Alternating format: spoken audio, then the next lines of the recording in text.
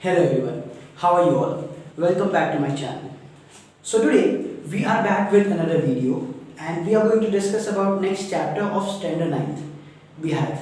And I am talking about the chapter The Shehnai of Bismillah Khan, which is part 2 of the chapter The Sound of Music.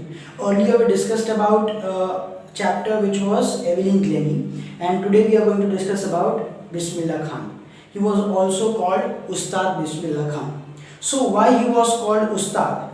Ustad basically means a master, a maestro. So why he was called Ustad and in which field he was called Ustad? Let's find out. So before we start, let me tell you, we are going to talk about some life lessons which we get from Bismillah Khan's life. And what kind of person Bismillah Khan was and what profession did he possess. So let's start. So before we start, let me tell you, Bismillah Khan was a famous musical instrument player. He was a Shehnai player and he was considered Ustad Bismillah Khan because he had earned many reputed awards and everything which a highly successful person gets. So starting from his life, earlier if we talk about his life, he was born on 21st March 1916. So he was born in Dumrao, and Dumrao is a place in Bihar. So starting from his life, he was a person who was born in a family of professional musician. His father, his uncle, his grandfather, all of them were in the same line, same business of carrying out musical instruments, which was Shehnai. So before we start with actual life sequence of Bismillah Khan, let me tell you why and from where Shehnai came in our tradition. So starting from this chapter, we are talking about a plot, we are talking about a situation where Aurangzeb had banned the playing of pungi. So I am not talking about Shehnai right now, I am talking about pungi. So pungi was banned for the occurrence of bad sound, because pungi made a shrill unpleasant sound, which means that it does not have a good sound. So that was the reason pungi was banned in Aurangzeb's empire, and that was the reason no one was interested in listening to pungi, and even people started ignoring pungi. So later a person who was a barber of professional musician family, he decided that we need to improve the tonal quality, the actual tonal quality of pungi. And that is how he started inventing some new ways to make that sound more pleasurable, make that sound more effective and more enjoyable. So he chose a pipe which was broader and longer than pungi, and he made 7 holes on that.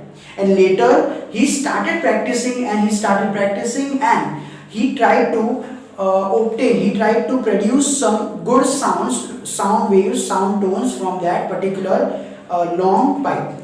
And later, when he suddenly realized that this instrument is making a good sound, he presented it in front of royal family, that was Aurangzeb's family, and there surprisingly everyone was impressed.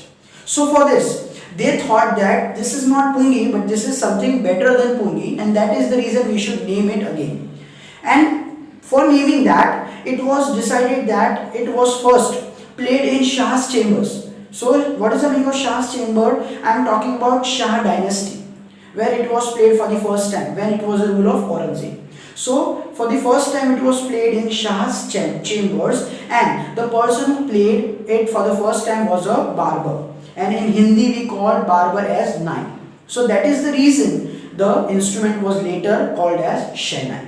So from this we get a Shehnai in our tradition, in our Hindi culture, in our Indian culture. So from then, if we talk about Bismillah Khan again, he was born in Dumrao, which is in Bihar, and actually he was a person from professional family of musician. Obviously his family was professional musicians, and that is the reason from blood he had got something in music. Obviously he was from birth he was interested in music. And that is the reason at the age of 5 he started playing music at the temple, and from there he started getting rewards from that local Maharaja of the temple. He used to give a big laddu to Bismillah Khan as reward for his music, and that from then on Bismillah Khan decided, and from then on he has not yet decided about his future, but he was you can say a deep inclination was there for music in his life. So that is the reason from then on he started getting some information, getting some suggestions from the family members. There are some family members I'm going to talk about right now. The first was his grandfather, which was Rasul Bucks Khan. He was also a Shehnai Nawaz at the Bhojpur's King's Courts. Bhojpur King's Court. So there he used to play Shehnai, and from there Bismillah Khan was he was listening to all those performances, and he was greatly attracted. Second personality was his father himself, who was Paigambar Bucks. He was also a professional Shehnai player, and later when he became a 14-year-old person, he started accompanying his uncle, which was Ali Bucks, at the Allahabad Music Conference. There he started listening to his uncle, who was employed over there to sing or to play Shehnai, and that is how Bismillah Khan decided by himself that he will become a Shehnai player in future, and he will dedicate his life to Shehnai playing. And from then on, his hard work paid. He became a successful Shehnai maestro. Today, Bismillah Khan is not there with us. Obviously, he died on 21st of August 2006 at the age of 90 because of some illness. But whatever name he had achieved, whatever fame, whatever personality, whatever character he had achieved in front of people in India and in all over the world, that is unforgettable. So talking about the chapter, when he was a small boy, he used to go to Banaras temple. Obviously, he was living in Dubra when he was born, but later when his mother took him to his uncle's house, which was in Banaras, he started practicing over there for Shehnai. And he used to practice on the banks of River Ganga, and that was the reason he always felt inspiration.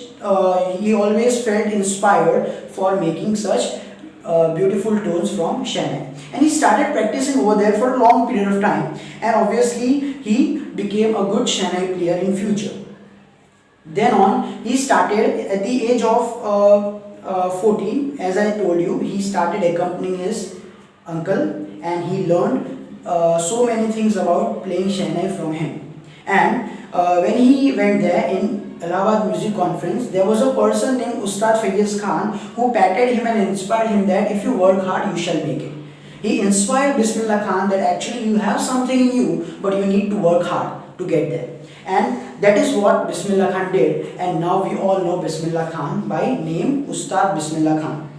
And not in India, let me tell you one more incident. When India became independent, when India gained independence on 15th August 1947, he was the first Indian to greet the whole nation by playing Shehnai at the Red Fort, where Jawaharlal Nehru was obviously present over there. So that was the part of his life which made him successful, which made him well known among people. And not only in India. If we talk about Bismillah Khan, he was also internationally famous. Let me tell you why.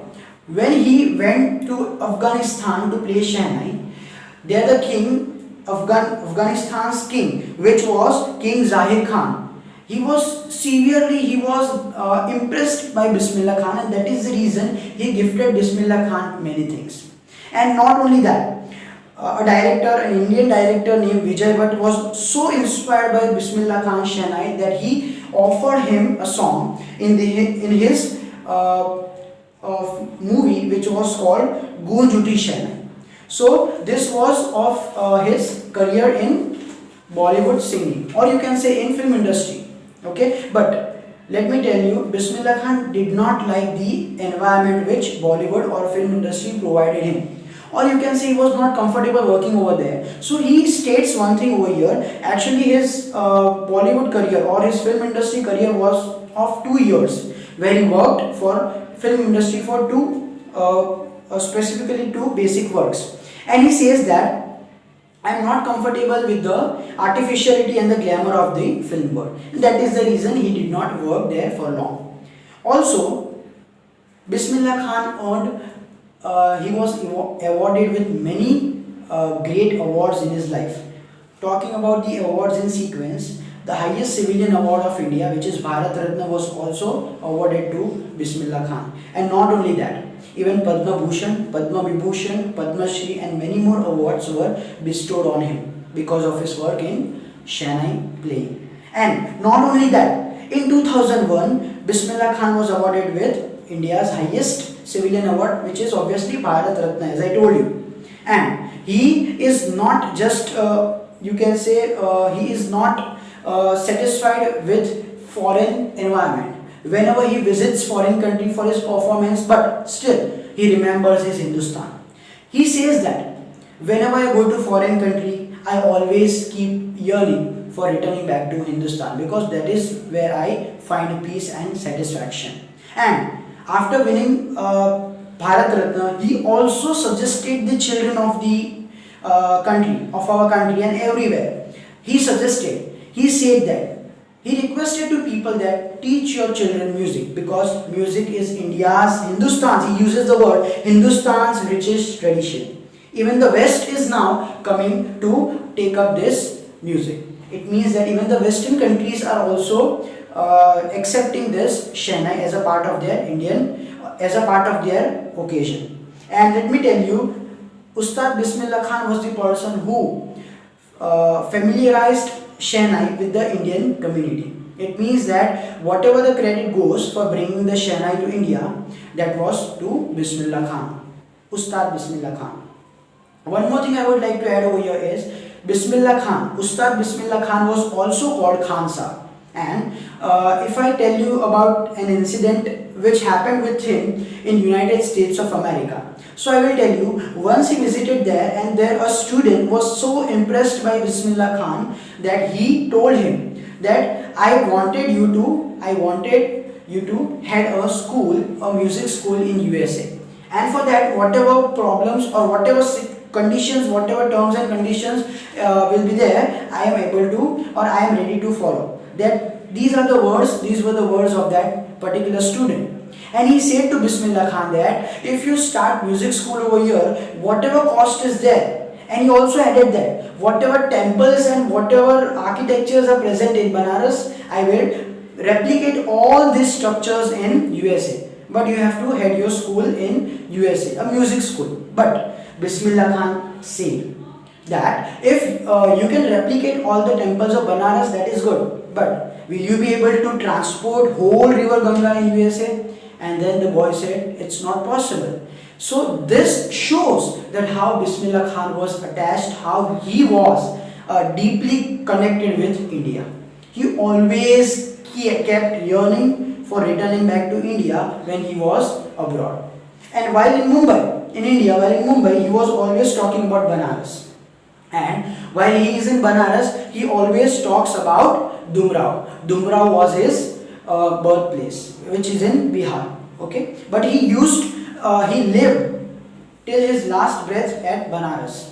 So when he died, he was in Banaras. Okay, and talking about his worldly possession, talking about his achievements. So Bismillah Khan, here we can say that Bismillah Khan was a perfect example of rich cultural heritage of India, because he believed that if a person is a Muslim, he belonged to a Muslim community, he was a Muslim by caste, by religion. He believed that if a person is a devout Muslim, then he or she must know how to play Shehnai, because it is a vital part of their life. So this is it from the life of Bismillah Khan, and we now know that Bismillah Khan, how he became Ustad Bismillah Khan in India, and how he became famous, how he became eminent all over the world.